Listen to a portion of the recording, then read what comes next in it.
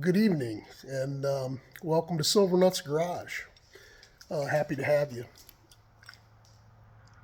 If you've already subscribed, thank you very much. If you haven't, consider it. If you do consider, you can push the notification bell and you'll be aware of every time I make fun of my fat bastard buddy Jones. And if any of you out there know him, give him a call. Ask him where he's at. I'm trying to locate him this evening. I'm sure he's doing something with the family. So I did a video on manifold, inlet manifold leaks, and I'm going to redo it and try to keep it in order without jumping from one thing to the next. So I'll show you a couple things and we'll go from there. So I'll turn this around and I'll show you. We'll go to the first example. So start off is what's an inlet manifold? The inlet manifold is back here. Here's your carburetor. Take your air and your gas, you mix it, you go into the inlet manifold, and that's what feeds your mixture of gas and air into each cylinder to your pistons. So example number 2 is with the carburetor off. So once you peel your carburetor off, you're left with that. And that's actually your inlet manifold right there. And this is where all the air and the gas goes in, gets distributed to each cylinder head. And that's what we want to test. And we're looking for leaks that are around the nuts and bolts and gaskets of this right here. We want to make sure that we're not, because it's under a vacuum when your pistons are drawn. You're drawing a vacuum here, and if you have leaks, you'll introduce more air than what's coming in through your carburetor. You'll add air here and you'll run lean. It'll cause your bike to run poorly, hard starting, run lean, burn up pistons could, worst case scenario, and so on and so forth. So before you start messing with your carburetor, this is a really good place to check to make sure that you don't have any leaks on your inlet manifold. So that's what I want to do to this 61 that we're working on right now.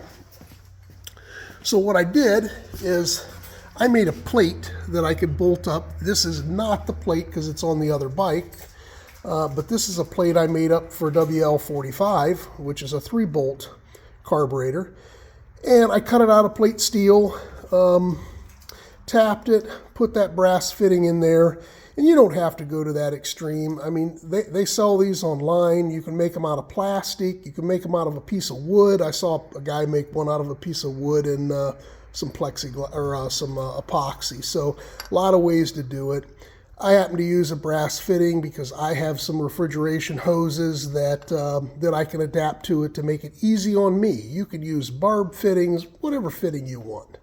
So that gets a gasket, gets bolted on there, makes a good seal, and then you introduce pressure through this hole into this manifold, and we're going to take some soap bubbles and we're going to bubble all around here and look and see if it bubbles. If it bubbles, we have a leak and we need to address that. So example number 3 is, turn a little light on here. I have a 4-bolt plate that I made that is already installed on this. So now I hook up my refrigeration hose, and you can put any kind of a hose you want on there. I come from there to a regulator, and you can pick these regulators up on Amazon. Harbor Freight's another great place. And I put a fitting on the left side here that I can hook up to my air hose, and then my refrigeration hose will go from here to here.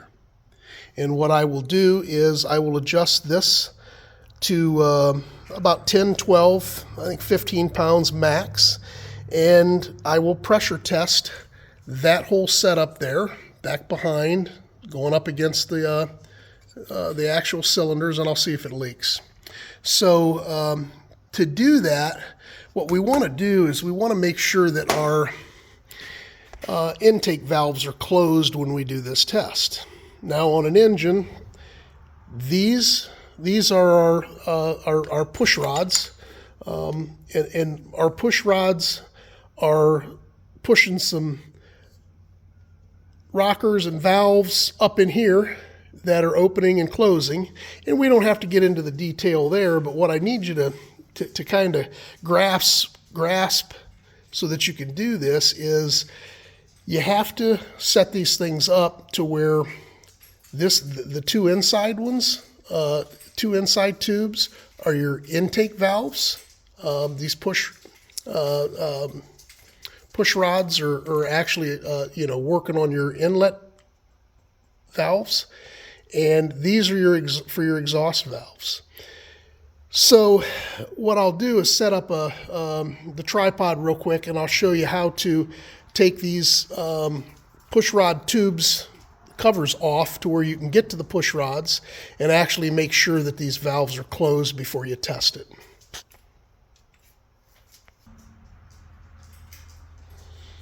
All right, so these are the push rod covers, push rod tubes.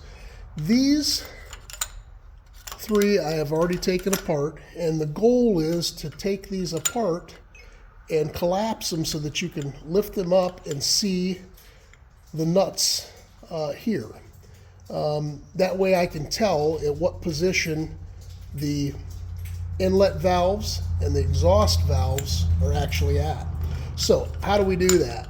It's actually, and you can look online, I mean, some people put screwdrivers in here and push this down and take them out, pop them out. I've seen people take a screwdriver.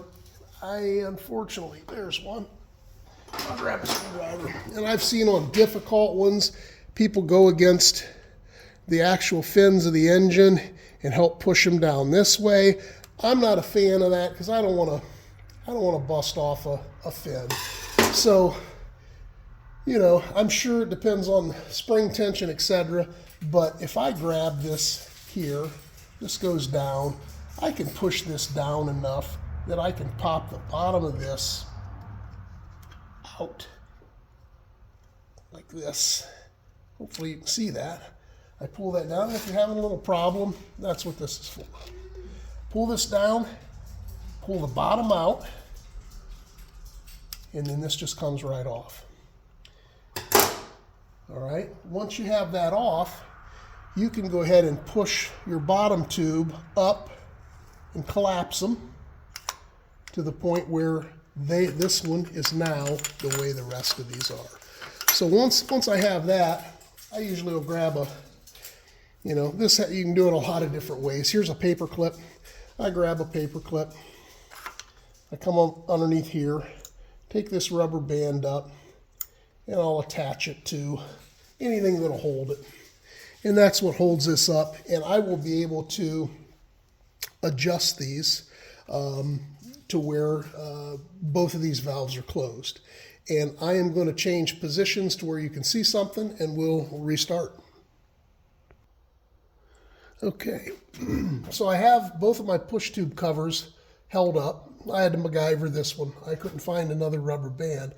But what we want to do is our goal is to get both of these exhaust push rods closed. I know they're closed when I can grab this and I can spin this with my fingers. Okay, this one here, hopefully you can, I think you might be able to see that. You can see that spin. This one here, see that spin? Okay, so both of those are closed. That's where I want this set up when I put my 12 pounds pressure against my inlet manifold. So how do I do that? Hopefully you can see. Here's the kicker here, and you will watch these valves, and I wish I could, maybe this will hold up on its own. so you can see both the exhaust and the, I don't think I'll get lucky enough to hold this one up. Maybe a little bit.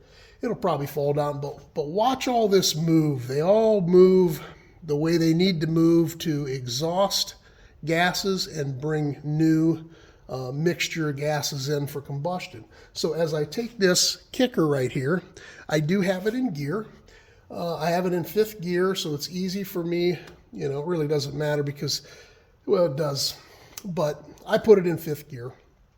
I also have the spark plugs removed so that I don't have the compression and I can easily move this.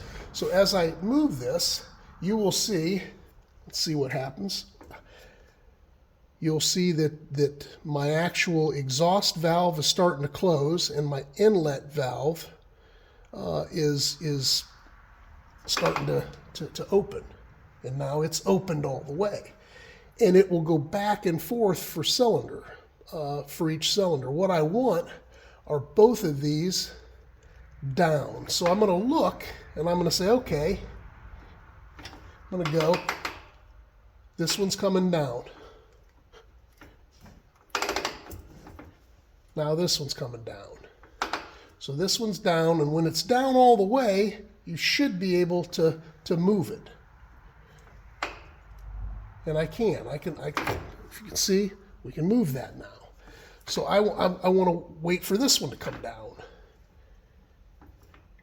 And now it's going up. And now it's coming down.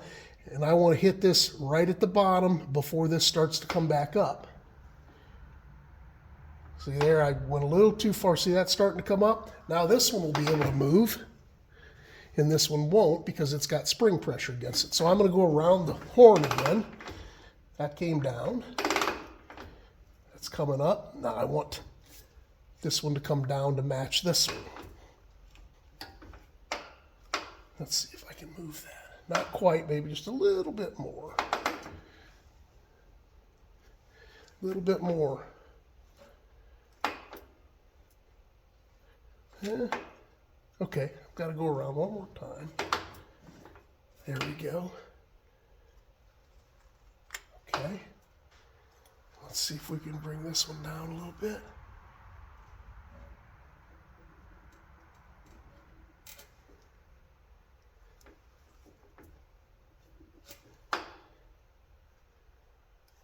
This one's moving. It's all the way down. We want to get this one all the way down.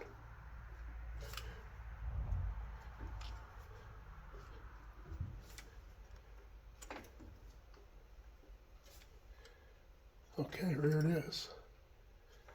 Maybe just a little bit more.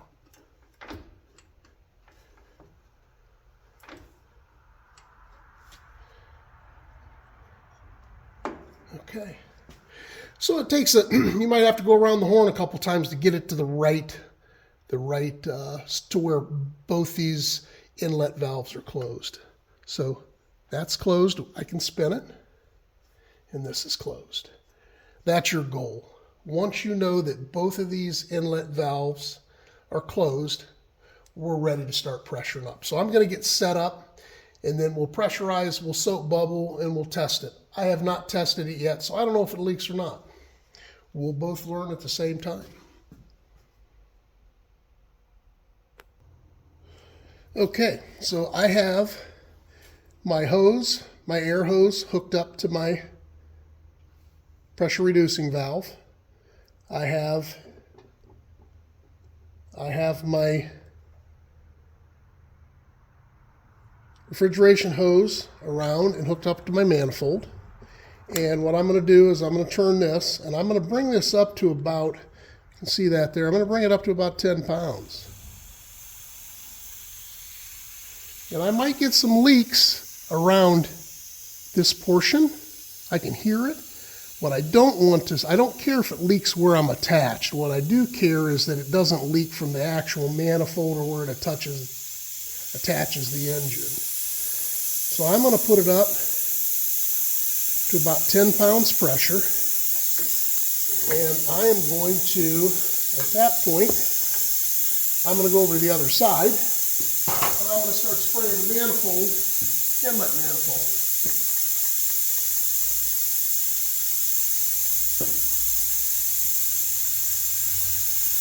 And look at this. Crazy bubbles. Hopefully you can see how bad that this is leaking. I mean, we're leaking so bad over here, it's just, you know, and we want to know why this thing was hard starting. Yeah, so you can see the bubbles all through here. You can, I'm pretty sure. Can you all see those? Hopefully you can. I'm going to take this out. I'm going to let you see this. This is, let's see here. I'm sorry. I mean, it's just,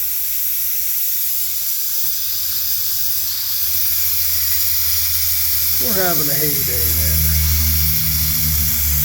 All right, so this is why I did this.